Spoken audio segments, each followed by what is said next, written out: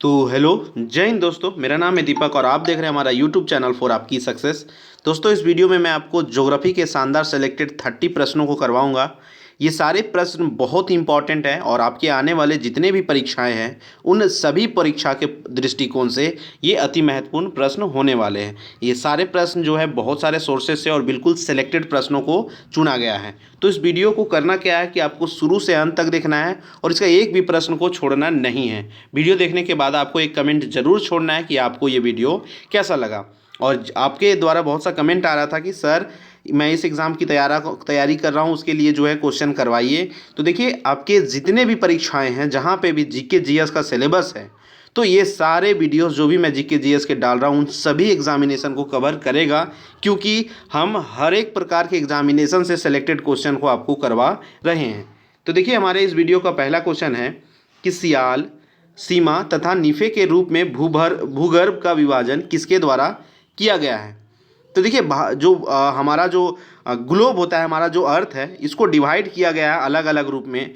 एक तो है सबसे अंदर में जो है भाग, उसे हम कोर कहते हैं। उसके बाहर वाले भाग को मेंटल कहते हैं और सबसे बाहर जो है उसे क्या कहते हैं, क्रस्ट कहते हैं। तो देखिए, भूभाग जितना भी भूगर्भ है हमारा, वो तीन भाग में मुख्य रूप से बटा हुआ है। ठीक है, तीन तरह की चीज़ें पाई जाती है। जो क्रस्ट है उसमें मुख्य रूप से आपको जो देखने को मिलेगा क्या, सियाल मतलब सिलिकॉन और एल्युमिनियम। ठीक है, तो मैंने क्या बताया कि जो हमारा भूगर्भ है यानी कि जो हमारा अर्थ है उसको मुख्य रूप से तीन भाग में बांटा गया है। ठीक है, उसका संरचना देखेंगे तीन भाग में बांटा गया है। सबसे ऊपर वाला भाग को क्रस्ट कहते हैं, उसमें आपको सियाल देखने को मिलेगा पहले भाग में, दूसरे में सीमा और तीसरे में निफे। तो ये पहला भाग है, इसमें सियाल, सियाल का मतलब होता है सिलिकॉन एवं एल्युमिनियम। क्या होता है, सिलिकॉन एवं एल्युमिनियम देखने को यहाँ पे मिलेगा।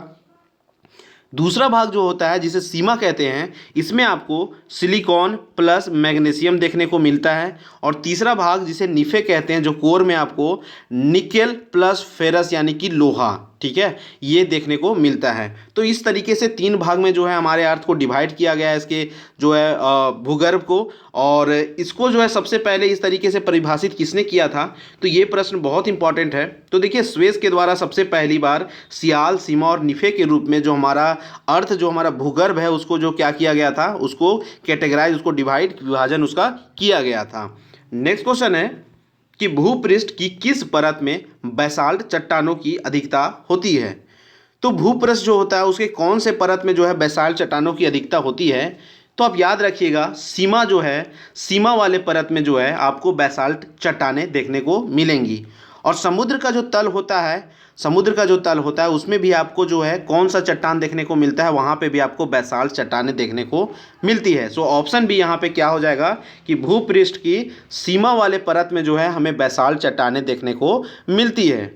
नेक्स्ट क्वेश्चन है कि पृथ्वी के भूपरपटी, ठीक है, भूपरपटी को क्रस्ट कहते हैं। क्या कहते हैं, CRUST, क्रस्ट। तो पृथ्वी के जो है क्रस्ट में कौन सा तत्व भरपूर मात्रा में पाया जाता है, तो पृथ्वी का जो सबसे ऊपरी सतह है वो क्रस्ट कहलाता है। ठीक है, सबसे ऊपरी सतह क्या कहलाता है, क्रस्ट कहलाता है। और क्रस्ट में सबसे अधिक जो आपको देखने को एल्युमिनियम मिलता है। क्या मिलता है, एल्युमिनियम मिलता है। नेक्स्ट प्रश्न है कि मेंटल निम्न में से किन तत्वों की प्रधानता होती है। तो मैंने बताया कि भूगर्भ को तीन भाग में बांटा गया है। ये हो गया क्रस्ट, फिर हो गया मेंटल, फिर हो गया कोर। तो क्रस्ट में सियाल हो गया, SIAL, याद रखिएगा, सियाल, सियाल मतलब सिलिकॉन और एल्युमिनियम। फिर हो गया मेंटल यानी कि सीमा, सिलिकॉन और मैग्नीशियम। तो सिलिकॉन और मैग्नीशियम चार ऑप्शन में जहां आपको देख रहा है वो सही है। तो कौन सा है, silica plus magnesium, option B क्या है, ऑप्शन सी क्या है, राइट है। तो क्वेश्चन नंबर 4 का राइट आंसर कौन सा हो जाएगा, option C, silica plus magnesium.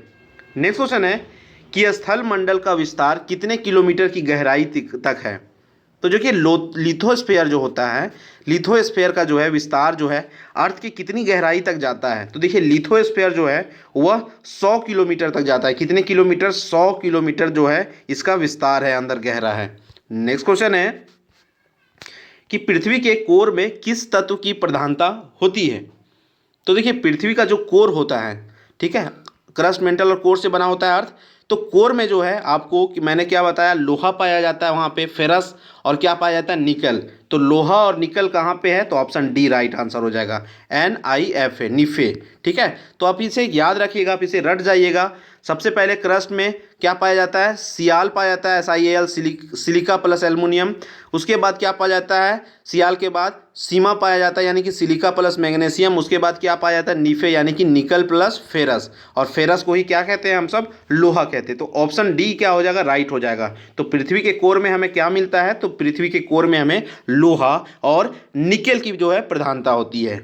Next question देखिए कि मिश्रित धातुओं और सिलिकेटों से बनी धरती की परत क्या कहलाती है। तो देखिए धरती की जो परत होती है, जो मिश्रित धातु और सिलिकेट से मिलकर बनती है, उसे ही तो हम क्या कहते हैं, सियाल कहते हैं ना। वही तो सियाल कहलाती है ना, सबसे ऊपरी परत जिसमें मिश्रित धातु होते हैं और प्लस सिलिकेट पाई जाती है, उसे ही क्या कहते हैं हम लोग, सियाल कहते हैं। नेक्स्ट क्वेश्चन है कि वलन क्रिया किसका परिणाम है। तो देखिए वलन जो क्रिया होता है, जो फोल्डिंग जो एक्शन होता है, वो किसका परिणाम है, तो ये परिणाम है पर्वत निर्माणकारी बल का। क्या है, पर्वत निर्माणकारी बल के कारण फोल्डिंग एक्शन देखने को मिलता है। नेक्स्ट क्वेश्चन है कि महाद्वीपीय प्रवाह सिद्धांत के प्रणेता कौन थे। तो महाद्वीपीय प्रवाह सिद्धांत को ही क्या कहते हैं, कॉन्टिनेंटल ड्रिफ्ट थ्योरी कहते हैं। ये देखिए ये थ्योरी इंपॉर्टेंट है, आपको थोड़ा सा इसके बारे में बता दूं, बहुत डिटेल में नहीं, थोड़ा समझा दूं। एक्चुअली इस सिद्धांत के इस सिद्धांत के बेसिस पे ये बताया गया है कि जो हमारा ग्लोब है ना, पूरा अर्थ जो है ना, ये जो है प्लेट के रूप में बटा हुआ है। ठीक है, और यहाँ पे जितने भी कॉन्टिनेंट्स जो है वो बह रहे हैं। ठीक है, कॉन्टिनेंट्स जो हैं वो क्या है, तैर रहे हैं। इसके नीचे कोई तलीय पदार्थ है, वो तलीय पदार्थ पे हमारा कॉन्टिनेंट जो है, यूरोप है, जो एशिया है, south America, north America, Australia, ये सभी जो कॉन्टिनेंट्स हैं, ये इस तलीय पदार्थ पे क्या कर रहे हैं, तैर रहे हैं, और एक जगह से दूसरी जगह ये जा रहे हैं। तो इस सिद्धांत के तहत जो है यही सब बताया गया है, और इस सिद्धांत को किसके द्वारा दिया गया था, तो ये सिद्धांत वेगनर, ऑप्शन बी क्या होगा, राइट आंसर होगा, वेगनर के द्वारा इस सिद्धांत को दिया गया था। नेक्स्ट क्वेश्चन है कि पृथ्वी के धरातल के कितने प्रतिशत भाग पर महाद्वीपों का विस्तार पाया जाता है। तो ये पृथ्वी है, पृथ्वी के धरातल पे जो है कितने प्रतिशत भाग पर जो है कॉन्टिनेंट, महाद्वीप का विस्तार पाया जाता है। तो आपको पता है कि पृथ्वी का जो पूरा धरातल है वो दो चीज़ से मिलकर बना है। एक तो आपका वाटर है, पानी है, समुद्र है, नदी है। दूसरा क्या है, कॉन्टिनेंट्स है, महाद्वीप है। तो देखिए तो आपको पता होगा कि 71% के आसपास जो है क्या पाया जाता है, वाटर पाया जाता है। तो उसी के अकाउंटिंग जो है 29% हमें क्या देखने को मिल जाएगा, 29.2% क्या देखने को मिल जाता है, महाद्वीप देखने को मिलता है। तो ऑप्शन बी फ्रेंड्स यहाँ पे क्या है, बिल्कुल करेक्ट है। फ्रेंड्स ये वीडियो अगर आपको पसंद आ रहा है, अच्छा लग रहा है, समझ आ रहा है, तो आप वीडियो को लाइक जरूर करें। नेक्स्ट क्वेश्चन है कि प्लेट विवर्तनिका सिद्धांत का प्रतिपादन किसने किया। तो प्लेट टेक्टोनिक थ्योरी जो है ये किसके द्वारा दी गई थी। तो अभी मैंने आपको क्या बताया, अभी ऊपर में मैंने आपको इसमें समझाया कि वही सिद्धांत जो दिया गया था, किस चीज़ का सिद्धांत, तो महाद्वीपीय प्रवाह सिद्धांत, यानी कि जो है कॉन्टिनेंटल ड्रिफ्ट थ्योरी। इस थ्योरी में सिर्फ कॉन्टिनेंट के बारे में बताया था कि सिर्फ कॉन्टिनेंट तैर रही है, लेकिन प्लेट टेक्टोनिक थ्योरी जो है, प्लेट विवर्तनिका सिद्धांत जो है, इसमें बताया गया कि सिर्फ जो है महाद्वीप ही प्लेट नहीं है, बल्कि समुद्र भी एक प्रकार का एक प्लेट है, वो भी तैर रहा है। तो ये जो है उससे ब्रॉडर कंसेप्ट था, उससे जो है गहरा कंसेप्ट था ये प्लेट टेक्टोनिक थ्योरी। वो तो जो है सिर्फ कॉन्टिनेंट की बात किया गया था उसमें, लेकिन कॉन्टिनेंटल ड्रिफ्ट थ्योरी में, लेकिन यहाँ पे जो है इसमें पूरे ग्लोब के जो है धरातल का बात किया गया, और पूरा धरातल को जो है अलग अलग प्लेटों में बांटा गया है, और ये सभी प्लेट जो है तैर रहे हैं, इस प्लेट टेक्टोनिक थ्योरी में बताया गया था। तो देखिए ये बहुत ही महत्वपूर्ण और ज्योग्राफी में जो है ये बहुत ही इंपॉर्टेंट सिद्धांत माना जाता है, ये थीसिस माना जाता है।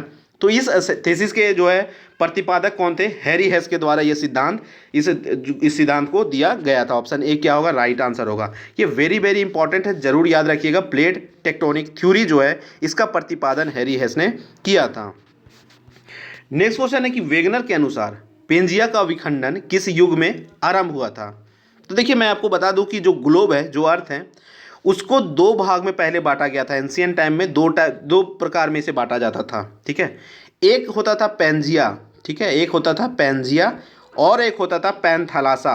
क्या होता था, पैंथालासा, यानी कि एक सिर्फ था लैंड मास था, और बाकी जो थे वो क्या था, वाटर था। ठीक है, तो पेंजिया भाग कौन था, जिसमें सिर्फ लैंड मास थे, लैंड मास मतलब जमीन था, धरातल था, और बाकी वाटर वाले को पैंथालासा कहते थे। क्या कहते थे? पैंथालासा। तो पैंजिया जो आज जितने भी आप देख रहे हैं, एशिया देख रहे हैं, इतनी कंट्रीज, अमेरिका अलग देख रहे हैं, अफ्रीका अलग जगह, ऑस्ट्रेलिया अलग जगह, ये सभी ज्वाइंट होके एक हुआ करते थे। ठीक है, एशिया, ऑस्ट्रेलिया, अमेरिका, यूरोप, रसिया, इंडिया, साउथ अफ्रीका, सभी जितने भी अफ्रीका, सभी एक सिंगल कॉन्टिनेंट हुआ करते थे। ठीक है, तो इसे सिंगल कॉन्टिनेंट को पेंजिया के नाम से जाना जाता था। तो इस पेंजिया का विखंडन कौन से युग में प्रारंभ हुआ, ये बहुत बार पूछा जाता है। तो याद रखिएगा, जो है पेंजिया का विखंडन जो है वह शुरू हुआ था कौन से युग में? तो कार्बोनीफेरस युग में। कौन से युग में? कार्बोनीफेरस। ऑप्शन सी क्या होगा यहाँ पे? बिल्कुल करेक्ट होगा। नेक्स्ट क्वेश्चन है कि भूमध्य रेखा के उत्तर या दक्षिण किसी दिए गए स्थान की कोणीय दूरी क्या कहलाती है? तो देखिए, भूमध्य रेखा के उत्तर या दक्षिण, तो देखिए ये है आपका क्या है? ये है ग्लोब है, ये है 0 डिग्री भूमध्य रेखा है। ठीक है, जिसे इक्वेटर कहते हैं। तो इससे उत्तर या दक्षिण कोई भी दूरी, जैसे यहाँ पे आप ले ले, यहाँ ले ले, यहाँ ले ले, यहाँ ले ले, यहाँ ले ले, यहाँ ले ले, यहाँ ले ले, या यहाँ पे ले ले, जिसे हम 90 डिग्री कहते हैं। तो इसे क्या कहा जाता है? तो आपको पता है, मैं आपको आज बता देता हूँ। ये 0 डिग्री जो जाता है यहाँ से क्रॉस करता है, तो ये 0 डिग्री को किसे आधार लेके हम 0 डिग्री कहते हैं? तो आपको बता दूँ, ये है सेंटर, इसे माना जाता है। ठीक है, इसे जो है सेंटर माना जाता है, और इसी के अकॉर्डिंग ये 0 डिग्री होता है। और इसके बाद धीरे धीरे ये है इस तरीके से ऊपर बढ़ते जाता है, और यहाँ जाके फाइनली जो है क्या बनता है? 90 डिग्री। इसीलिए जो है पोल को जो है उत्तरी ध्रुव या दक्षिणी ध्रुव है वो 90 डिग्री होती है, और ये जो है विषुवत लिख रहा है 0 डिग्री, क्योंकि यहाँ से 0 डिग्री से शुरू होकर जाते जाते जाते जाते और यहाँ पे जो है 90 डिग्री ये बनता है। तो देखिए, कोई भी एंगल आप निकालिएगा, 23.5 डिग्री, 60 डिग्री, जो भी एंगल आप निकालिएगा, उसका जो है मेजरमेंट कहाँ से होता है? इससे सेंटर, ये जगह जो है, इसे सेंटर को मान के जो है यहाँ से मेजरमेंट किया जाता है। तो देखिए, भूमध्य रेखा के उत्तर या दक्षिण किसी दिए गए स्थान की कोणीय दूरी को क्या कहते हैं? तो उसे अक्षांश कहते हैं, लैटिट्यूड कहते हैं। क्या कहते हैं? लैटिट्यूड। ऑप्शन सी जो यहाँ पे है बिल्कुल आपका करेक्ट होगा। तो इसे ही नाम लैटिट्यूड कहते हैं, ऐसे ही ना लैटिट्यूड हम अर्थ पे डालते हैं, और इसी को मेजर किया जाता है यहाँ से, सेंटर से नाप के। तो याद रखिएगा कि ये है, ये आपका 0 डिग्री है, और ये लैटिट्यूड होता है। तो इसका मेजरमेंट जो हम कहते हैं कि ये 60 डिग्री है, ये 23.5 डिग्री, कैसे कहते हैं? तो इसका मेजरमेंट जो होता है, इसको यहाँ सेंटर से माप के किया जाता है एंगल। ठीक है, तो याद रखिएगा। नेक्स्ट क्वेश्चन है, ये ऑप्शन सी राइट था। नेक्स्ट क्वेश्चन है कि मानचित्र व ग्लोब पर पाई जाने वाली प्रतिच्छेद रेखाओं को क्या कहा जाता है? तो देखिए, मानचित्र या ग्लोब पे प्रतिच्छेद रेखाएं वो क्या कहलाती हैं? वो भौगोलिक रेखा जाल कहलाती है। क्या कहती है? उसे भौगोलिक रेखा जाल कहा जाता है। नेक्स्ट क्वेश्चन है कि कर्क रेखा कहाँ से नहीं गुजरती है? तो देखिए, कर्क रेखा कहाँ कहाँ से गुजरती है, और बहुत सारा क्वेश्चन इससे बेसिस पे आता है कि कर्क रेखा देश में भी, अपने देश में, भारत देश में भी कौन कौन से स्टेट से गुजरती है, तो ये भी क्वेश्चन आपको पूछा जाता है। तो ये सभी आपको जानना चाहिए, लेकिन यहाँ पे जो है 4 ऑप्शन दिया गया, इसमें बताना कि कहाँ से नहीं गुजरती है। तो देखिए, कर्क रेखा जो है वो नेपाल से नहीं गुजरती है। ठीक है, ऑप्शन बी क्या हो जाएगा? राइट आंसर हो जाएगा। नेपाल से कर्क रेखा नहीं गुजरती है, म्यांमार, बांग्लादेश और चीन से गुजरती है। नेक्स्ट क्वेश्चन है कि देशांतरीय दूरी 1 घंटे के समय या अंतराल के बराबर होती है। तो देशांतरीय दूरी जो होता है 1 घंटे के कितने समय अंतराल के बराबर होती है? तो 15 डिग्री के बराबर होती है। आप याद रखिएगा, डिग्री और मिनट और घंटे का इस तरीके से कॉम्बिनेशन चलता है कि 1 डिग्री के बराबर हम 4 मिनट को कंसीडर करते हैं। ठीक है, 1 डिग्री के बराबर कितना होता है? 4 मिनट होता है। तो 1 डिग्री के बराबर 4 मिनट हुआ, तो आप जोड़ लीजिए कि 15 डिग्री के बराबर कितना हो जाएगा? 60 मिनट होगा। तो यहाँ सवाल पूछा है कि देशांतरीय जो दूरी होती है वो 1 घंटा यानी कि 60 मिनट में कितना डिग्री के बराबर होगी? तो वो 15 डिग्री के बराबर होगी। तो ये जो ग्लोब आप ऐसे देखते हैं, मैं इसको ठीक से आपको बना देता हूँ आपके लिए। ये जो आप ग्लोब देखते हैं, इस पे जो लॉन्गिट्यूडनल्स जो लाइन होते हैं, देशांतरीय जो रेखाएं होती हैं, ये 1-1 डिग्री पे दूरी पे होती है। ठीक है, कितने डिग्री पे? 1-1 डिग्री के दूरी पे ये सभी रेखाएं होती हैं। तो 1 डिग्री में कितने जो समय कवर करती है? तो 1 डिग्री बराबर हो जाता है कितना? तो 4 मिनट हो जाता है। ये आप रखिएगा। तो इसके अकॉर्डिंग आपसे कोई भी समय निकालने को बोलेगा तो आप निकाल सकते हैं। तो देखिए, 16 का आंसर क्या हो जाएगा? Option A 15 degree. Next question है कि 49 डिग्री अक्षांश किस किस के बीच में सीमांकन करता है? तो देखिए, वेरी इंपॉर्टेंट क्वेश्चन है, हॉट क्वेश्चन है कि जो 49 डिग्री पैरेलल है वो किसको किसको डिवाइड करता है? तो 49 डिग्री पैरेलल जो है वह डिवाइड करता है अमेरिका को, किससे? कनाडा से। ठीक है, अमेरिका और कनाडा को डिवाइड कौन करता है? 49 डिग्री पैरेलल। नेक्स्ट क्वेश्चन है ग्रीनविच रेखा से क्या तात्पर्य है? तो ग्रीनविच रेखा जो अक्सर आप सुनते होंगे, ग्रीनविच लाइन, ग्रीनविच जो है लाइन देखने को मिलता है, उसे क्या होता है? तो देखिए ग्रीनविच रेखा को ही क्या कहते हैं? 0 डिग्री देशांतर कहते हैं। ठीक है, 0 डिग्री देशांतर। जैसे 0 डिग्री इक्वेटर, कैसे हमने अर्थ को काट के 0 डिग्री इक्वेटर यहाँ कंसिडर किया, उसी तरह जो है ग्लोब को वर्टिकली काट के जो है 0 डिग्री जो देशांतर जिसे कहते हैं, उसे ही क्या कहते हैं? ग्रीनविच रेखा। ऑप्शन बी क्या होगा? राइट आंसर हो जाएगा। तो फ्रेंड्स नेक्स्ट क्वेश्चन कह रहा है आपसे कि ध्रुवों की तरफ जाने पर अक्षांश रेखाओं के व्यास की प्रकृति कैसी होती है?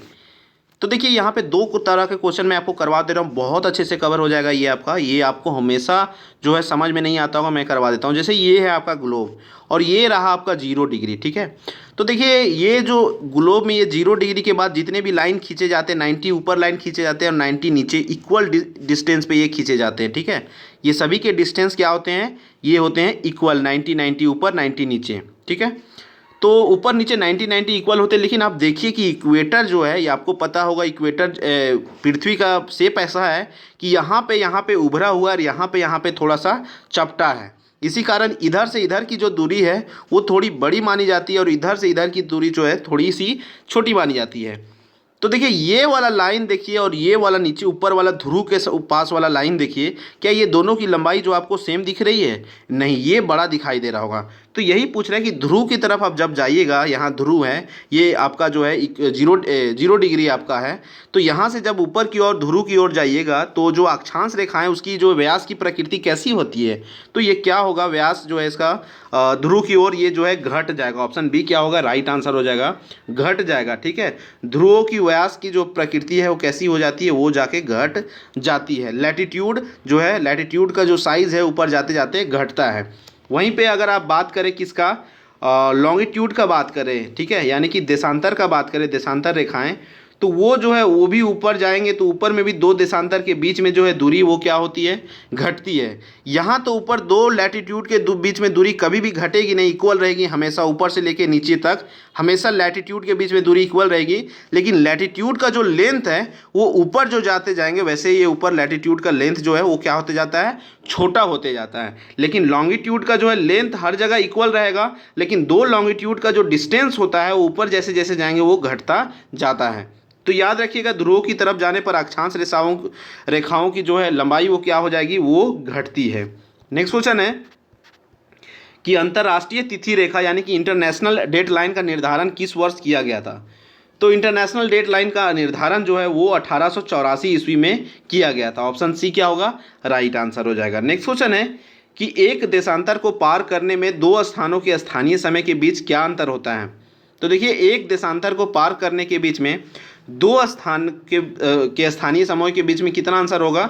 4 मिनट का। मैंने बताया ना कि दो जो है देशांतर के बीच की जो दूरी होती है कितने डिग्री पर होती है? 1-1 डिग्री पर होती है। हर 1 डिग्री पे एक देशांतर होता है, तो हर 1 डिग्री पे एक देशांतर होता है, तो 1 डिग्री का वैल्यू मैंने आपको बताया कितना होता है? 4 मिनट होता है। तो यहाँ पे क्या हो जाएगा आंसर? ऑप्शन बी हो जाएगा। नेक्स्ट क्वेश्चन है कि काहिरा का समय ग्रीनविच से 2 घंटा आगे है, अतः यह स्थित कहाँ पे होगा?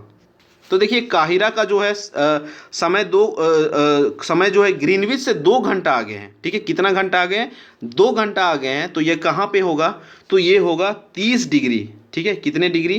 30 डिग्री पूर्वी दिशांतर पर जो है यह स्थित होगा, तभी यह जो है 2 घंटा जो है आगे है। ठीक है, यानी कि जो है 30 डिग्री में कितना होगा? 15 डिग्री बराबर 1 घंटा होता है, फिर 15 डिग्री बराबर 1 घंटा और 2 घंटा आगे हैं, यानी कि 15 डिग्री प्लस 15 डिग्री कितना हो गया? 30 डिग्री। और 30 डिग्री जो है आगे है मतलब पूर्व, पीछे होता तो पश्चिम होता। ठीक है, आगे अगर है तो पूर्व और पीछे होता तो पश्चिम होता, क्योंकि पूर्व जो है पूर्व पहले सूरज को देखता है ना कि पश्चिम, क्योंकि पश्चिम से पूर्व की ओर जो है अर्थ रोटेट करती है। इसी कारण पहले पूर्व वाले जो है वो क्या देखते हैं? सूर्य को देखते हैं। सूर्य पूर्व में निकलता है, तो पूर्व में कोई है, ग्रीनविच से कोई पूर्व में बैठा हुआ है तो पहले वो आधा घंटा 30 डिग्री में पहले बैठा हुआ है, तो 30 डिग्री मतलब 1 घंटा पहले वो सूर्य को देखेगा। ठीक है, तो सॉरी 2 घंटा पहले वो सूर्य को देखेगा, तो कोई 2 घंटा आगे है मतलब 30 डिग्री पूर्वी देशांतर पर स्थित है।